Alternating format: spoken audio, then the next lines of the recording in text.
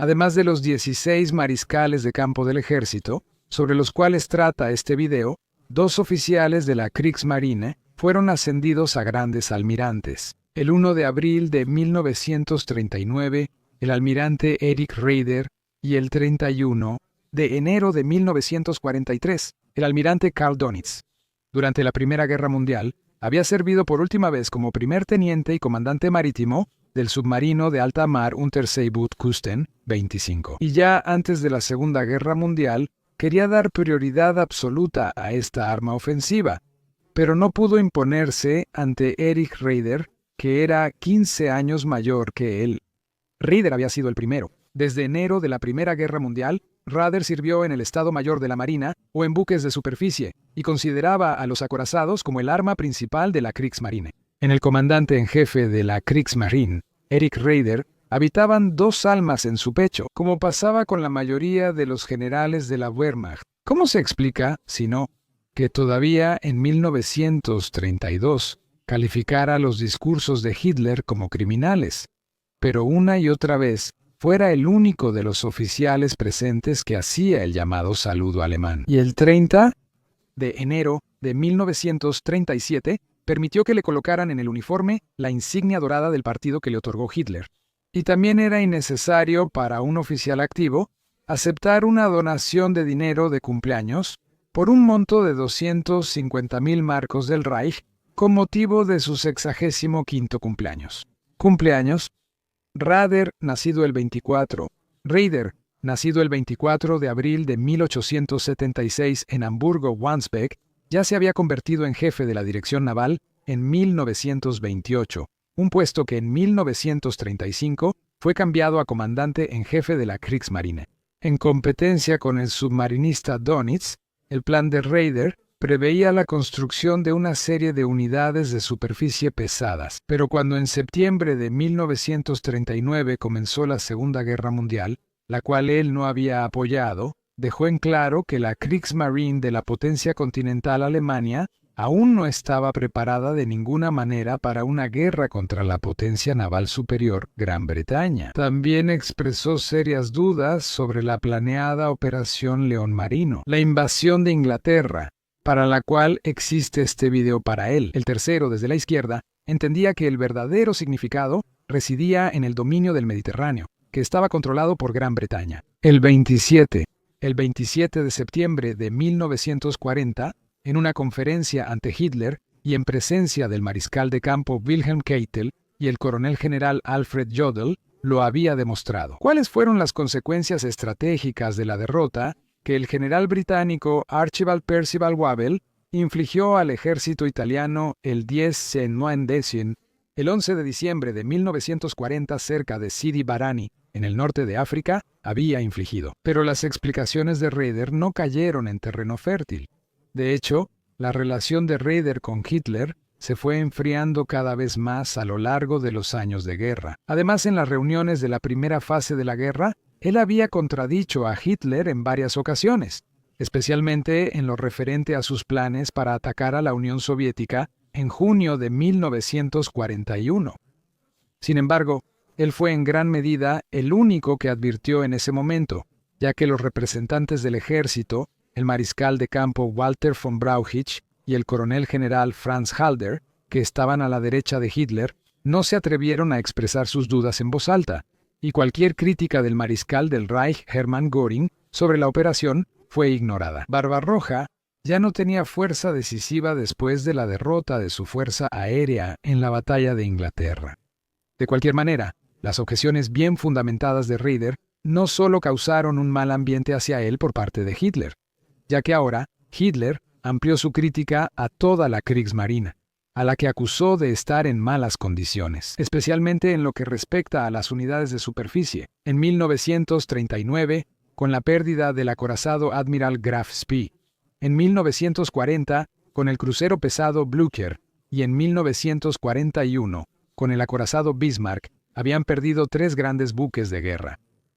Cuando a finales de 1942, la operación Regenbogen de la Kriegsmarine contra un convoy aliado en el mar de Barents fracasó con el acorazado Lützow el crucero pesado Admiral Hipper y otros 6 destructores, el gran almirante Raeder, después de un ataque de ira de Hitler en el que incluso acusó a la Kriegsmarine de cobardía, pidió su dimisión, la cual le fue concedida el 30 de enero de 1943. Su nombramiento como inspector almirante fue solo un gesto simbólico. Raeder se entregó a las fuerzas de ocupación soviéticas en Berlín tras la capitulación de 1945 y fue llevado a Moscú, donde, según contó su esposa, prácticamente fue tratado como invitado en una casa de campo, marcado con amarillo y agasajado con abundante caviar. Redactó ensayos sobre la marina alemana, marcando en verde las ofertas para una colaboración más profunda, pero él las rechazó. Pero de repente, él y su esposa fueron llevados en avión a Nuremberg. En la imagen está el Palacio de Justicia, donde el excomandante en jefe de la Marina de Guerra alemana, Raeder, punto azul, junto con el gran almirante Dönitz, punto verde, se encontraron en el banquillo de los acusados. El 1 de octubre de 1946, el gran almirante en situación de retiro Raeder fue condenado a cadena perpetua en los juicios de Nuremberg y trasladado a la prisión de Spandau. Su petición de ser ejecutado por fusilamiento, así como las solicitudes de clemencia de sus camaradas, fueron rechazadas por los aliados, al igual que la solicitud de clemencia para Dönitz. El 26 de septiembre de 1955, después de 9 años de prisión, Erich Raeder fue liberado por razones de salud. Más tarde, también fue conocido como Caballero de la Cruz de Hierro. Raeder, el 6.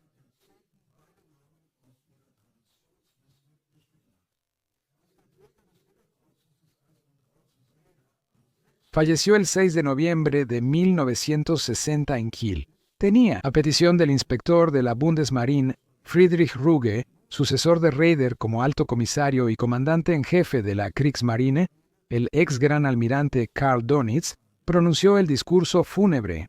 El almirante Ruge luego se distanció de ambos. Raeder propuso personalmente a sus sucesores durante su despedida, es decir, al comandante de los submarinos Dönitz y a un segundo general almirante, Rolf Karls. Él es el día 24. El 24 de abril de 1945, como jefe del distrito de Stormarn, murió junto con otras 705 personas en un ataque aéreo británico sobre Bad Oldesloe. En 1943 Hitler ya se había, pero desde el 19 de septiembre de 1939, Karl Dönitz fue designado comandante de los submarinos, conocido como Buró de Submarinos. Con su nombramiento, la era de los barcos de superficie en la Kriegsmarine había llegado a su fin. Karl Dönitz, nacido el 16. Karl Dönitz, nacido el 16 de septiembre de 1891 en Grunau, cerca de Berlín, estaba convencido tanto del nacionalsocialismo como de Hitler, a diferencia de Raeder, que era más bien oportunista, y expresó su apoyo a esto repetidamente en órdenes y discursos.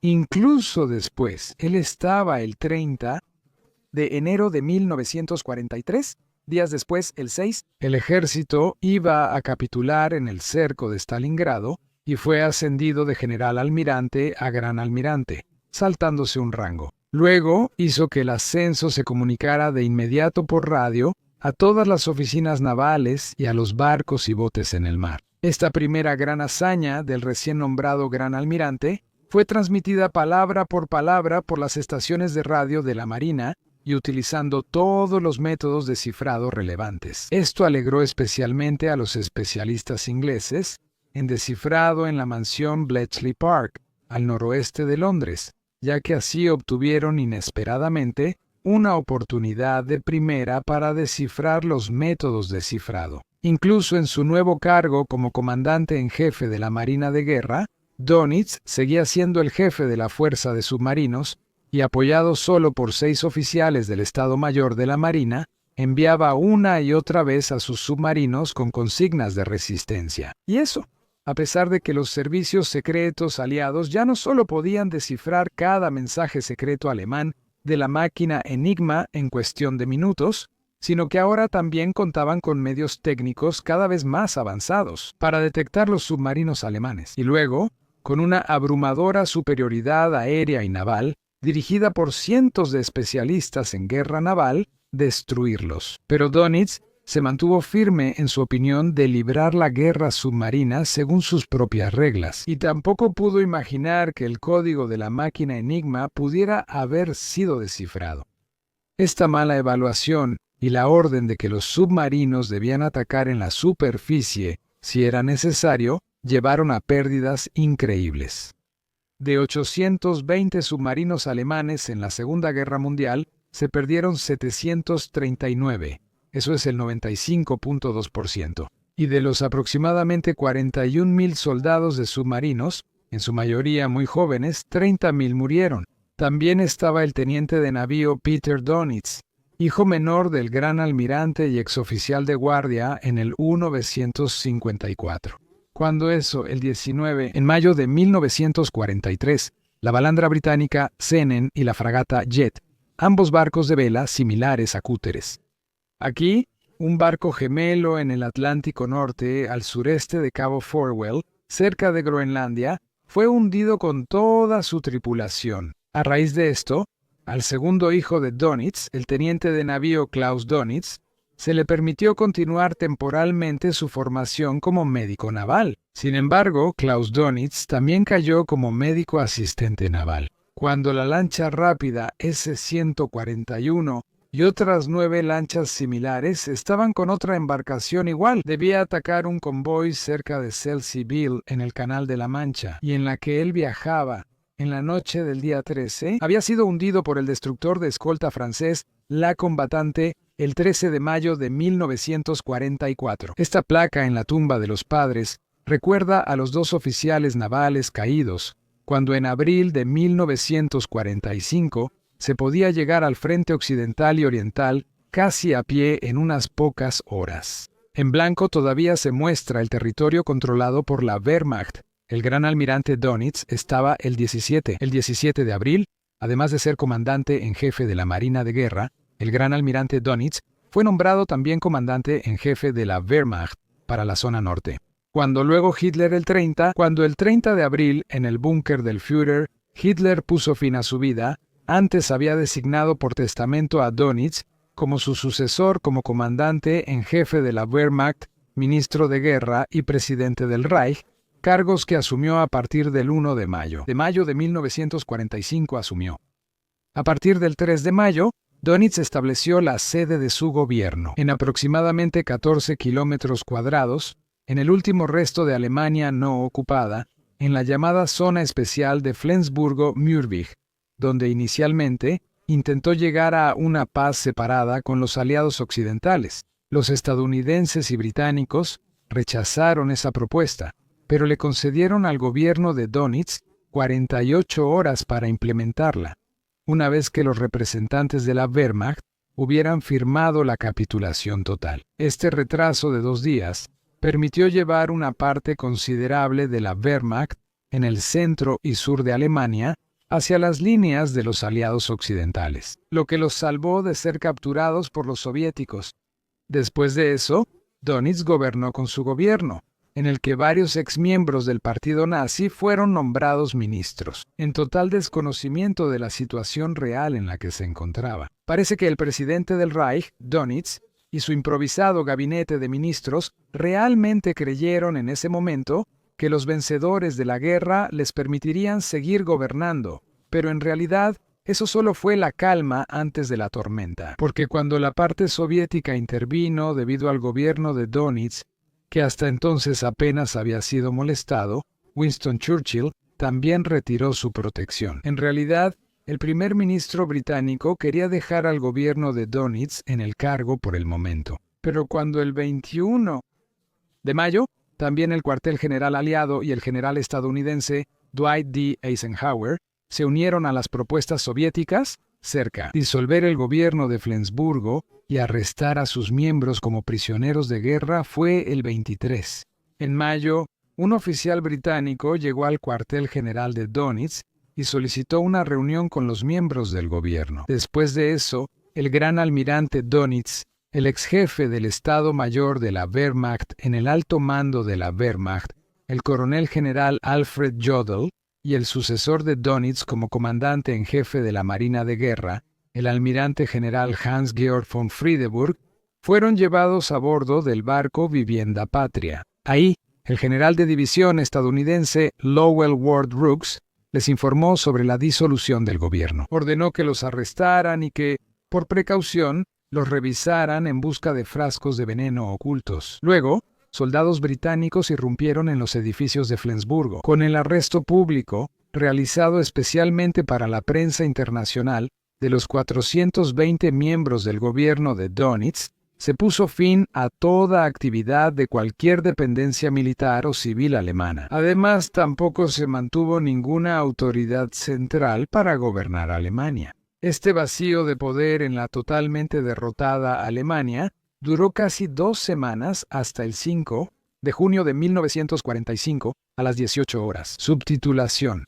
De izquierda a derecha, los generales Bernardo Montgomery por el Reino Unido, Dwight Eisenhower por los Estados Unidos, Georgy Zhukov por la Unión Soviética y Juan de Lattre de Tassigny por Francia en Berlín-Köpenick, con la Declaración de Berlín, asumieron el control directo de la administración de Alemania con poderes absolutos.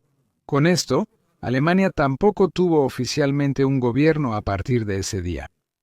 El almirante general Hans-Georg von Friedeburg, quien fue llevado en ese entonces al barco Vivienda Patria y fue uno de los firmantes en la noche del 8 al 9. El acta de rendición ratificada en la noche del 8 al 9 de mayo, en el cuartel general del Ejército Rojo en Berlín-Karlshorst, fue firmada por él, quien en ese entonces regresó del barco a su alojamiento en el cuartel Mayerweg de Flensburgo y se quitó la vida con cianuro. Volvamos al comandante supremo de la Wehrmacht, ministro de guerra y presidente del Reich, Karl Dönitz. Después de su arresto, él fue llevado junto con el resto del gobierno inicialmente al campo de prisioneros de guerra número 32, el Camp Askern en Bad Mondorf, Luxemburgo, donde fueron encarcelados. Más tarde, en los juicios de Nuremberg, Dönitz fue condenado a 10 años de prisión por crímenes contra la paz y crímenes contra el derecho de guerra, los cuales cumplió hasta el último día en la prisión de Berlín-Spandau. Una condena planeada por la guerra submarina sin restricciones no se llevó a cabo debido a acciones similares por parte de los aliados. Así se supo que, en particular, la almirantazgo británica ya el 8 de mayo de 1940 ordenó hundir de inmediato todos los barcos enemigos en el Skagerrak, y el almirante Chester Nimitz, comandante en jefe de la Flota del Pacífico de Estados Unidos durante la guerra, había declarado por escrito que la Marina de los Estados Unidos también había llevado a cabo una guerra submarina sin restricciones contra Japón en el Pacífico, a partir del día en que Estados Unidos entró oficialmente en la guerra. En cuanto a la actitud de Dönitz sobre su responsabilidad como comandante, incluso durante su encarcelamiento, sostuvo que no había hecho nada malo. También rechazó responsabilidad conjunta por delitos de las fracciones presidenciales del gobierno del Reich. Sin embargo, también fue notable que más de 100 oficiales navales aliados de alto rango le escribieron cartas a Dönitz en la prisión, en las que expresaron su decepción por lo que consideraban una injusticia y la sentencia contra un oficial, como escribieron, merecedor. Tras salir de prisión en 1956, el gran almirante Dönitz era Karl Dönitz, quien en 1943 fue condecorado con las hojas de roble para la Cruz de Caballero de la Cruz de Hierro, se mudó a Aumühle, Schleswig-Holstein, donde falleció en 1980 a la edad de 89 años. En realidad, a Karl Dönitz, como último jefe de Estado alemán, gran almirante y portador de la Cruz de Caballero, le habría correspondido un entierro militar. Sin embargo, eso fue prohibido por el entonces ministro de Defensa del Partido Socialdemócrata de Alemania, Hans Appel, en una tormenta de indignación.